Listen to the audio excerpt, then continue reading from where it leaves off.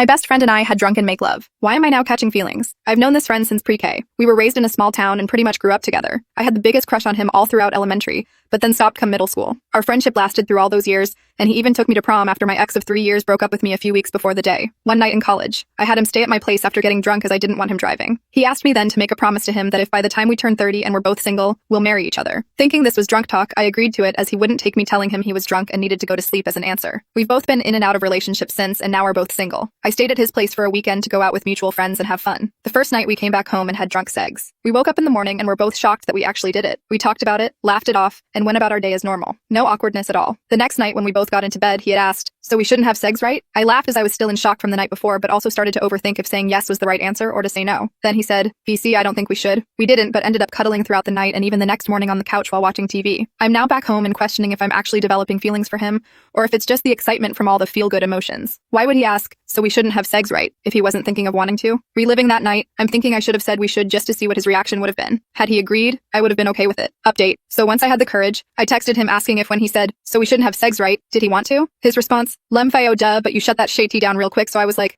I'ma respect your wishes. We talked about this for a while, and I told him I wish I had taken more initiative and been more vulnerable while I was there, as I regretted not doing either. We then spent the next 4 hours sending audio messages to each other talking about that night and just the time we spent together. My voice was so shaky in these messages, as being vulnerable is something I'm not good with, but with him, I don't have a fear of being open and honest. Definitely a feeling I haven't felt in a while. We've spent the last week just having random conversations and learning a little more about each other. He was telling me about his job and shared his goals and dreams. The passion and enthusiasm he had while talking about this was so energizing. I couldn't help but have the biggest smile on my face while reading his messages. At this point, I just wanted to know more about him, which is so crazy to think BC it's like I've known him all my life, but I don't really know him or how he got to where he is today. It's been so interesting, and I love every part of it. The other day we reminisced over our first real interaction together, a kindergarten Valentine's Day dance. I shared with him how Lil Pre-K me prayed that day would happen, and how all the love letters I wrote to him paid off. Yes, I used to write this kid love letters. He was in the AM Pre-K class and I was in the PM. One day he came in during my class to get his backpack. After that day, the first thing I'd do when I got dropped off for class was sit at the craft table, write him a love letter, and put it in his cubby for the morning. Crazy to think I used to do this, but like I said in the original post, I was crushing on this kid so hard in elementary. He told me, "LeMayo, my mom would freak out every time I brought a note home. Who's this little girl writing you love notes?" It's crazy to see he is feeling the same way. We both admitted that seeing each other's names come across our phones and feeling the way we do is like, damn, is this really happening? I just feel so lucky and my heart is so overwhelmed with happiness that I can cry.